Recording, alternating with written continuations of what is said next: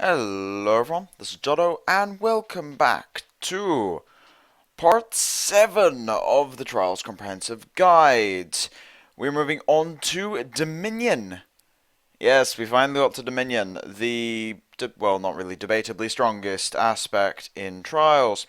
Now, before I move on to the bulk of the video, quick comment about future videos. I'll be doing Dominion this video, Corruption about 2 days from now, and then I'm going to be focusing on Constructed for a few weeks. So I'll be doing some deck techs, tournament report for Pioneers, which went very, very well, and just in general, a little bit more focus on the Constructed, and I'll take a bit of a break from the Trials stuff until I figure out what I want to do with the rest of the series, and then I'll come back to it.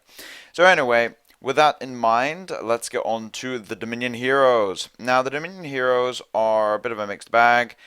Basic Spina is not very good. The ability doesn't really do anything, especially considering you have a lot of card draw. Advanced Spina can be quite powerful, but it's very difficult to use. Some good ones to search for are 4 mana, 5 mana. Those are good.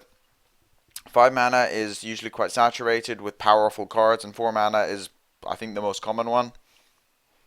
Sometimes you'll just have to go for the 8, see if you can get a Karthus or an Antriel or something like that. But most of the time, you really don't want to be doing that. Most of the time, you want to be going for 4 and 5, and sometimes higher numbers, depending on the color combo you're against. But it can be quite useful. And then there's Coronis, the most powerful Trials hero, along with Advanced Darius. So basically, Advanced Darius, in my opinion, is more powerful, but the fact that Coronis comes with Dominion actually makes him stronger, in my opinion. Those Ravens do some serious work with implants. Just saying, those are some really, really, really problematic birds to deal with. I think the fact that they are just 2/2s and then 3/3s and then 4/4s, they will actually win the game on their own. And any of the token producing hero powers in general are quite powerful. And Coronis is the poster boy of the token producing heroes. So, keeping that in mind, let's head over to the common creatures. Now, recently, Bloodborne Prince was actually made common. It was switched in from uncommon, and Metabolic Overcharger was made uncommon, which was a slight tweak in terms of Trials balance, because the creature isn't actually that good. Although, while we're on the topic of Bloodborne Prince, it is pickable with basic Alexa and with Coronis, but I don't really like it that much. And it's not a good card, it's just not horrific. However, there is quite a rich assortment of very powerful creatures. There's the quartet of incredibly good creatures. We've got Spoiled Aristocrat, the best 1-drop in Trials. It is astonishingly good. The drawback is a problem sometimes, but most of the time it's just a 1 mana 3/1.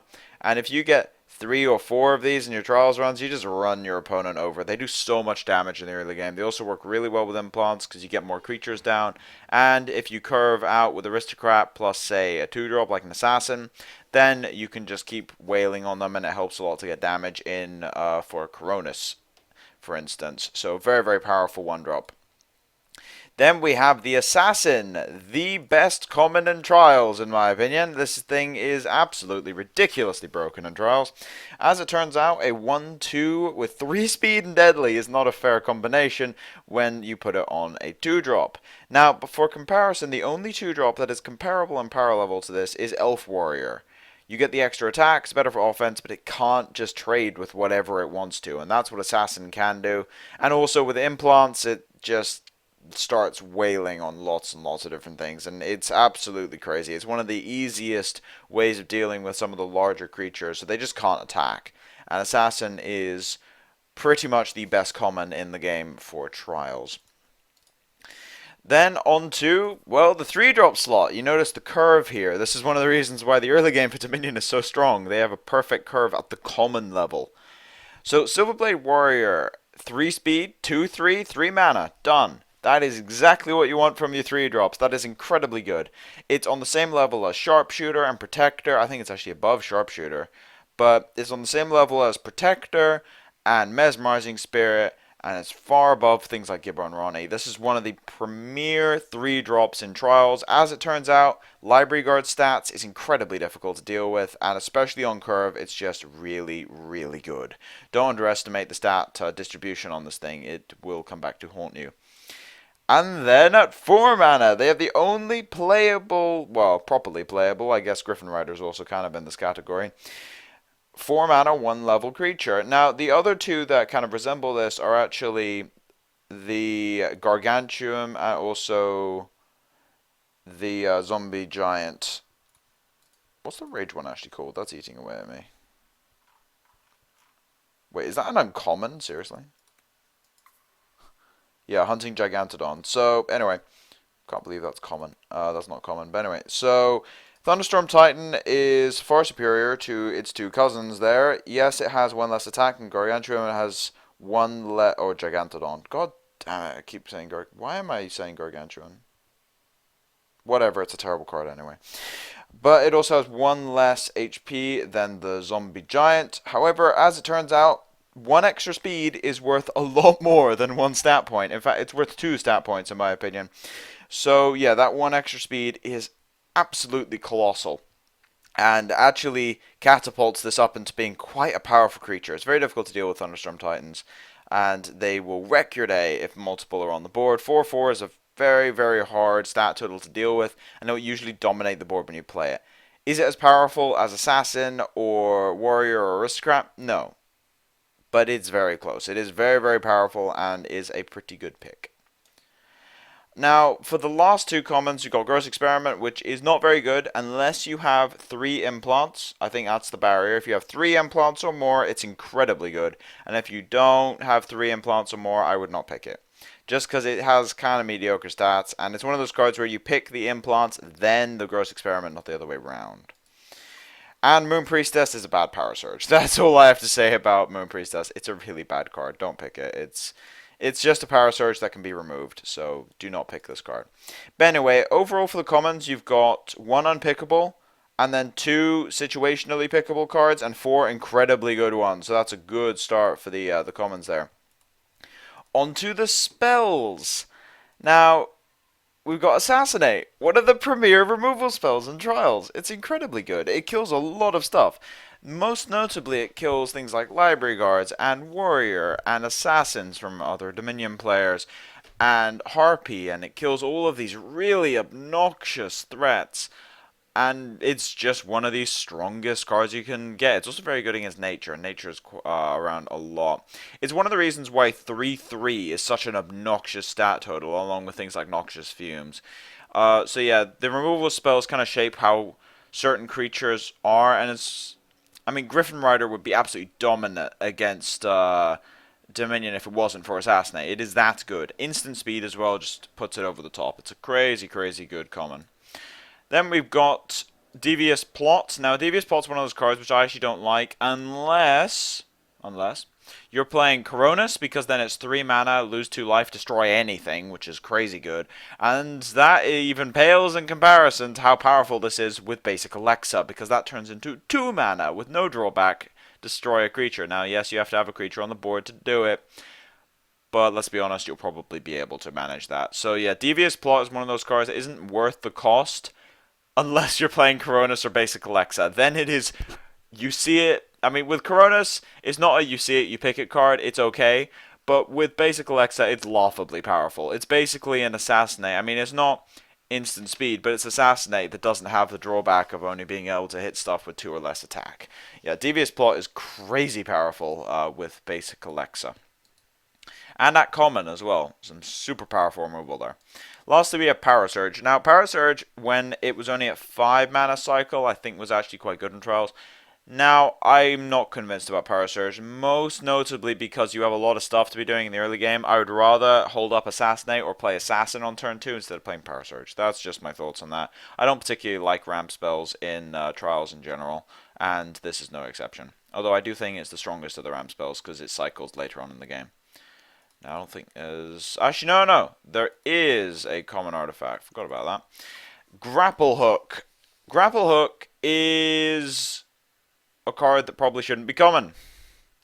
Yeah, Grappling Hook is not a fair card. The +2/+2 and moving flying creatures forward, or just support creatures in general, but mostly flying creatures, is huge. Now, you don't have the Metabolic Overcharger at common anymore, which was incredibly overpowered, but Grapple Hook was... Let's just say slightly below it. Not by much. Very slightly below it. In fact, if you look at most people's sort of definitions for tier list, they usually put Grapple Hook and Overcharger just around the same amount. But Grapple Hook is a crazy, crazy powerful card and should never be underestimated. +2/+2 is a magical, magical number when it comes to buffs, and that ability is surprisingly useful. Alright, so that's all the commons. Yes, it is. Let's move on to the uncommons, starting with the Skill Shrine. Now, the Skill Shrine is not fantastic. It's not unplayable, but it's not fantastic. It's pretty useless unless you're playing, well, Coronis or Basic Alexa. I don't like having it with Coronis, though, because you probably won't sacrifice 2 Ravens to make it worth it. But with Basic Alexa, this gets silly. This basically allows you to change your hero power into either Devious Plot or basic Darius ability. That's super powerful. So yeah, do not underestimate Stronghold Metropolis if and only if you're playing basic Alexa. With Coronis, it's okay, but I don't feel great picking a Stronghold Metropolis with Coronis. I mean, it's not the worst uncommon ever, but it's not something that I would go after. Then onto the creatures. So there are 3 uncommon creatures, and all 3 are pretty decent. Power Seeker is the worst of them, mostly because of the massive amount of mana investment you need to put into this thing, but it's still not unpickable. Now, that 1 HP is a massive liability because, keep in mind, you cannot respond to a removal spell by pumping it. It can't be done.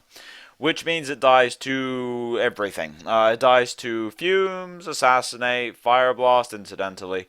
Word of Fire, Advanced Darius' ability, it just dies to everything, even Flash Freeze, which is a bit embarrassing. So yeah, Power Seeker will die to literally everything. However, it does have the Vulture sort of thing where it can just run away with the game on its own. Although, unlike Vulture, where you only have to invest in it once, and you can just play it and pump it a few times to avoid removal, Power Seeker can't do that. So it's far worse than Vulture, but it's not unpickably bad. Then we've got the Swiftblade Assassin, which is a pretty decent creature. As it turns out, that drawback is incredibly annoying to play with, but Assassin is an absolute pain in the neck to play against. Now, unless you're playing Corruption, because then you have access to Noxious Fumes, and then you laugh at them. But if you think about it, Dominion is the most common aspect, and Assassin is incredibly good in the Dominion mirror matches because it's immune to Assassinate, and getting past 3 attack ranged is really hard in Dominion. So Assassin is a pretty good card right now. Now, it's actually at its best it's ever been because of the rest of Dominion being so good, weirdly enough. It's not fantastic against a lot of the other aspects, because it does slow you down a decent amount whenever you want to attack. But against Dominion, it is very, very good. Very, very hard to deal with, and as a result, is a pretty decent creature.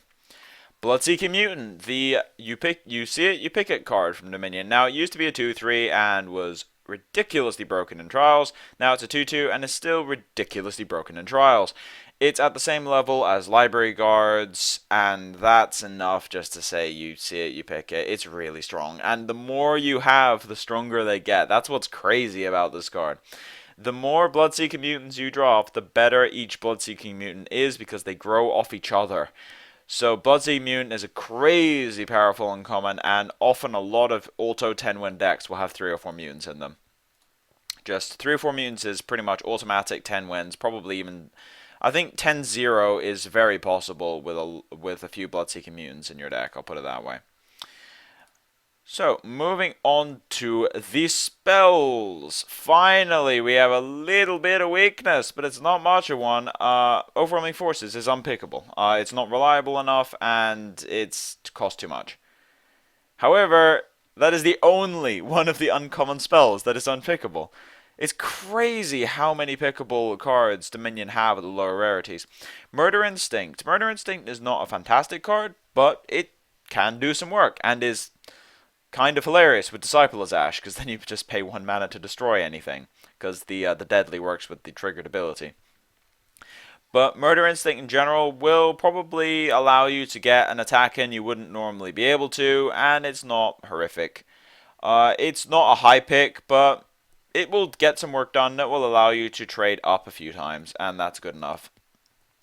Mind Extortion, probably the most misplayed card in existence. Mind Extortion is not as good in Trials as it is in Constructed, mostly because your opponent will have less spells. However, Mind Extortion is still incredibly good at protecting your threats. Say if you go Drayla, or if you want to play Drayla, you play Mind Extortion, you see if he has anything to deal with it. If he does have one way of dealing with it, you take the threat, and then you just play your Drayla, and you can't deal with it. If he has two ways, you just take one and then play something else and see if he wastes the, say if it was Ray of Righteousness, if he has two Rays. You take one Ray, play, say, a Thunderstorm Titan, and he might Ray it, and if he does, then the path is clear for your Drayla. So Mind Extortion has some serious benefits when it comes to play like that.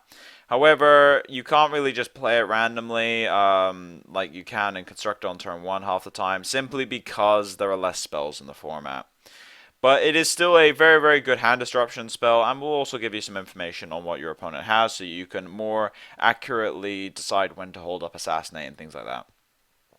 So it does still have some use. The other thing is when you want to kill your opponent and they have a couple mana open and you just want to take out their Pacify or their Disarm or whatever they're holding up. Now, the last of the uncommon spells is Hypnotizing Whispers. Now, Hypnotizing Whispers is a very powerful card. Basically, what you can do with this is you can spend 5 mana, well, keep 5 mana open. You spend 1 on Whispers, look at top 5, you can play any card there because they all have 4 mana or less, and it's a requirement. And then you get to color screw your opponent. Well, actually, what you should do is always, if they have shrines in hand, say if you know they have shrines in hand, then you give them shrines. And if they don't have any shrines and they keep Divine Offering every single turn, then you just don't give them shrines. And then they have to Divine Offering, and then they get rid of the card that they just drew, so you don't have to worry about that either. It's incredibly good against someone in top deck mode, for instance, because then you know exactly what's in their hand, and it's a lot of information you can get from the Hypnotizing Whispers. But in general, it just converts into a creature, and you'll get some pretty powerful creatures off this. So anyway, on to the last of the uncommons, which is the artifacts, unless I've missed anything. I don't think so. Alright, so yeah, the artifacts. Now, this is where there is some weakness. Alright, there is a little bit of weakness in this particular slot. Notably, Chalice of Yunks being completely useless because you just can't use it in trials. The life gain is just not worth it. And Power Spike Armor being so incredibly bad, it's actually a better removal spell than an implant. Not even joking. You play it on your opponent, you end your turn, it loses its buff immediately to the weakness counter, and then it will probably kill it. So Power Spike Armor is a decent way of removing a Shadow Step Assassin.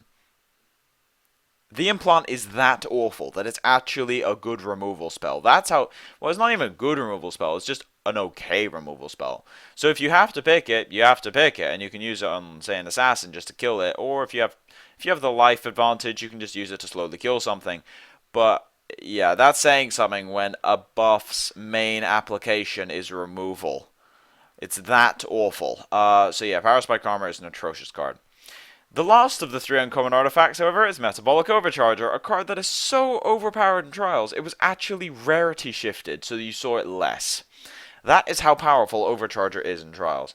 +3/+3 on its own is very strong. Unstoppable is what puts it over the top, because it means you can't even chump block this thing, because the idea is implants get weaker over time, and then they start actually killing the creature they're on. But Overcharger takes 3 full turns to negate its own buff, and you still get the unstoppable benefit from it. Whereas Grapple Hook takes 2, and Power Spike only takes the 1 turn to lose its buff. Overcharger takes 3 full turns before it starts actually reducing the size of your creature. You get unstoppable for the entirety of that, and it's just so much power from one card. +3/+3. Just to give you an example of how insane this is, Angelic Might is the order version of this. That's +2/+2 for 2 levels and no unstoppable. It doesn't have a drawback, yes. And spells are harder to remove than artifacts, but is it worth the extra +1/+1 less cost and unstoppable? That's the real question there. So yeah, Overcharger really does take the cake in terms of the main buffs and is the strongest of the implants. So anyway, overall, very strong uncommon slot. We had Paraseeker isn't too good, Chalice is unpickable, Paraspike's unpickable, and Overwhelming Force is unpickable. The Skill Shrine isn't amazing, but honestly, considering some of the other uncommons from other aspects, about half of the uncommons are good picks, and just over half of them are pickable. And with the commons as well, just looking at lower rarities, it turns out about 70% of their cards are decent picks. and about half of their cards are good picks. So that's where a lot of Dominion's power comes from. And that's not the end of it. We go to the rares. Yep, even the rares are good in Trials. As you see, Cathedral of the Night, arguably the single strongest skill shrine in Trials, tied with Sanctum of the Void. In fact, I think it might be more powerful, simply because you don't need to be in double Dominion to use it. Whereas with Sanctum, you need to be in double Corruption. So it's actually limited in how many decks you can play it in. Whereas with Cathedral, yes, it's less powerful once you have Sanctum online, but you'll get Cathedral online more actively. That, and it gains you life, which works with Coronis' ability, the strongest of the Dominion hero powers, and it helps with Mutant because it kills things with weakness emblems. So it is incredibly powerful, and do not underestimate Cathedral. It is a you see it, you pick it card. It's incredibly strong. Now let's get the not so good card out of the way. Word of Power. Word of Power is the only unpickable rare and is just not good. It's symmetrical and it's not worth playing, and you'll only have 1 or 2 Dominion levels anyway, so it's just really bad. It's a ramp spell, and it's a bad ramp spell, and I don't have high opinions of ramp spells in general. However, besides that, the other rares vary from pretty good to absolutely insane, most of which in the second category. Vampirism. Vampirism is probably one of the weakest of the rares, but it's still incredibly powerful once it's in play. The reason it's one of the weakest ones is because it's quite expensive and you don't have a lot of card draw in this aspect, and the drawback isn't really a problem, but its main drawback is you need creatures. That's its actual drawback. But the effect, if you have creatures, is incredibly strong, so do not underestimate a vampirism. Then we've got Bloodwell Matriarch, probably the most underestimated card in all of Trials. I think I've said that before this series, but this is definitely one of them. It's amazing how many spells you use, especially the fact that Bloodwell Matriarch can use sorcery speed spells, which, for those of you who don't play Magic, is just non-instant, at instant speed. So you can use Noxious Fumes at instant speed with the Bloodwell Matriarch. That is crazy. You can also use Fire Blast at instant speed. That's just nuts. These are things that you should not be allowed to do. The fact that it's a 1/4 as well makes it very hard to kill, and you can put it on support row, making it close to impossible to kill outside of Assassinate. And only 2 mana, so you play it mid to late game. The level requirement is not a problem because you'll be playing it later on in the game when your opponent's played spells. And you just play it mid to late game, 2 mana, so you get to play it on an Ancient Wisdom or an Assassinate or just anything that's usable immediately, and then it shuts down your opponent's spells for the rest of the game. So it is a very powerful card, do not underestimate it. It's not the strongest of the rares in Dominion, but it is definitely very, very potent.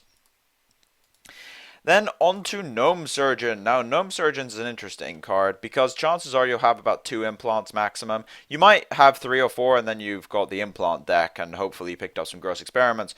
Gnome Surgeon is worth it if you have 2 Overchargers. If you have 2 Overchargers, Gnome Surgeon is worth it on its own. That is how powerful Overcharger is. It is actually worth it to spend 4 mana for your first Overcharger. Keeping in mind, you're not even really drawing a card because a 2/1 for that stat, that stat line is awful. However, that ability is incredibly strong. Just tutoring for Overcharger is silly, silly good. And if you draw 2 implants with the Gnome Surgeon, you're probably winning that game.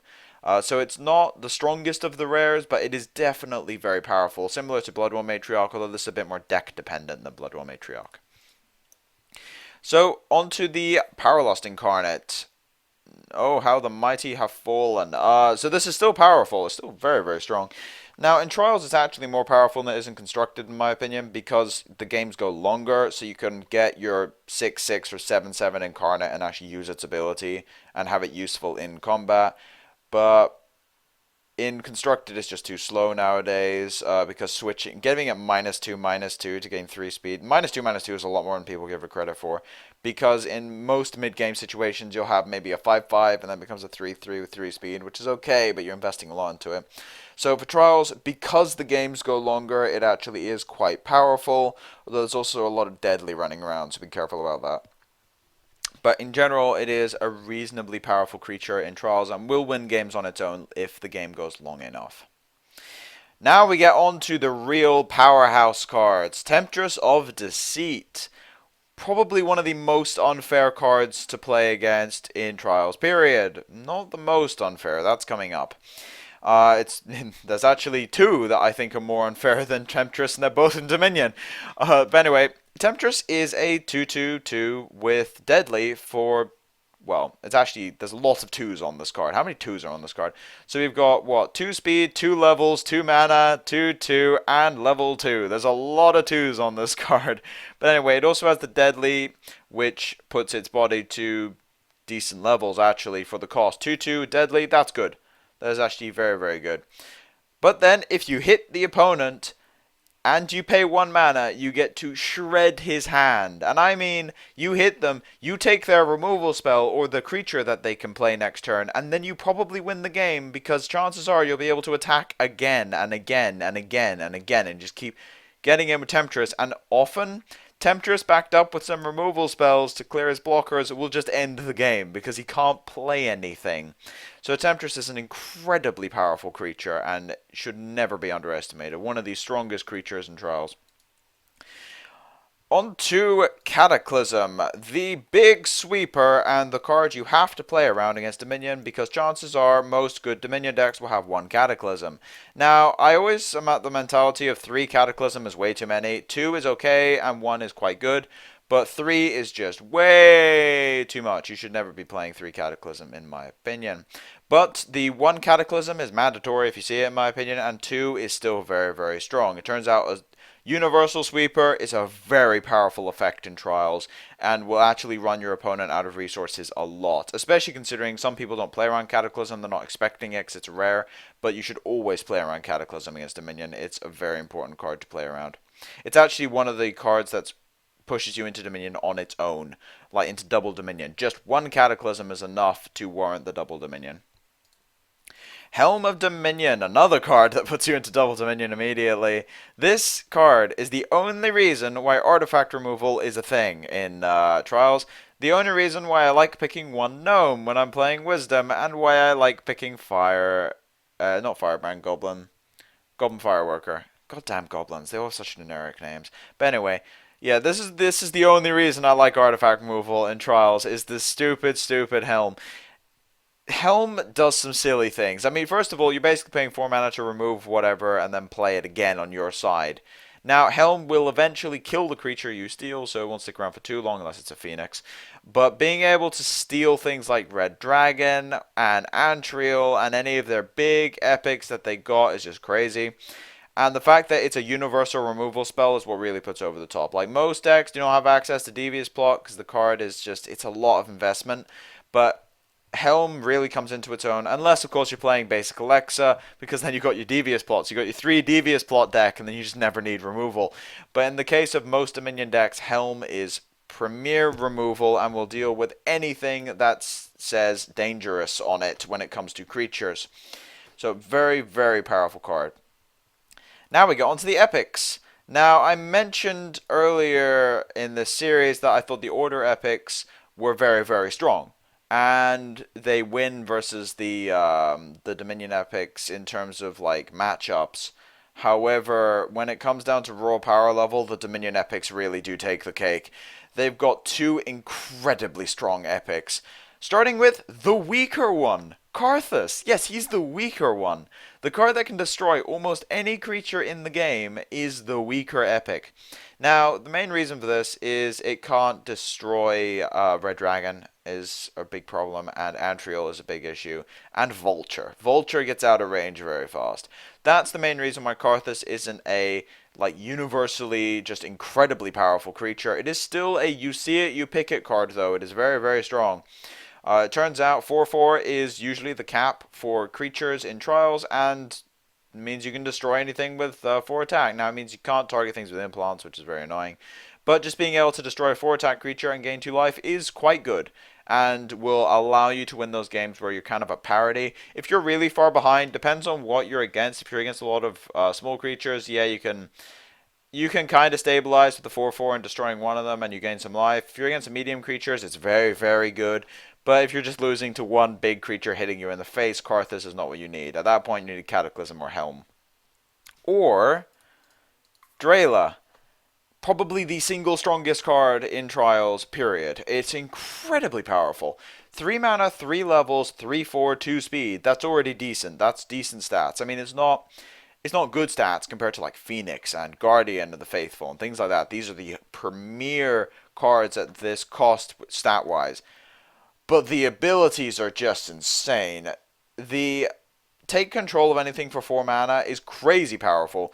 And the fact that you can spend 6 mana to steal anything works really, really well in Trials because, as I said earlier, the games last longer. So you steal your opponent's stuff, and random comment, when you steal your opponent's stuff, you should be trading that stuff off with the rest of his creatures because then he might draw a removal spell for Drayla and then you're screwed. So yeah, you want to be trading those off, but what really puts this card over the top is the fact that you can leave up 4 mana and she can't exhaust higher level creatures. There's nothing about her not being able to steal higher level creatures, which means if their Antriel attacks and you have 4 mana open, you can steal the Antriel, so they can't attack anymore.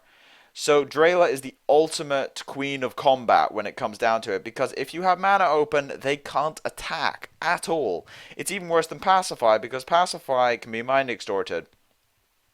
And that's preemptive, and its mind extort only costs the 1 mana, whereas with Drayla, you need to play Ray of Righteousness or Helm, and with Helm, it sounds good, but then you can't really use the abilities because it will die in 4 turns, so you don't really have enough time. But it's mostly Ray at 3 mana, so you're trading mana for mana. And Karthus at 4, that's what really does it. That one's good. And Cataclysm, you're wiping your own board at that point, so it's not really something you want to be doing. But yeah, Drayla is incredibly strong and does basically read, like Red Dragon, if you can't deal with the Drayla, you're dead. Although Drayla's more reliable than Red Dragon because it costs less, but then it also just doesn't end the game as quickly as Red Dragon does. So that's a trade-up, and personally I think reliability is worth a little bit more in that regard.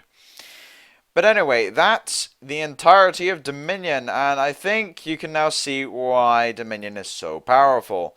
Just based on their commons and uncommons, they are incredibly strong. As I said, 50% of them are very good picks, and something like 70% of them, I think is what I said, are pretty decent picks in general. So, yeah, you got good commons and good uncommons, and then the rares and epics are insanely powerful, to the point when even the rares and epics are bombs in their own right. So you just have an aspect that has very few weaknesses, if any, when it comes down to Trials, and that is why it is the king of Trials, and why most people you play against will be playing Dominion, especially at higher wins. But anyway, thank you all for watching. If you like the content, please subscribe. If you have any feedback, want to ask me any questions about the video, put it in the comment section below. But as for now, it's been Jotto, signing off.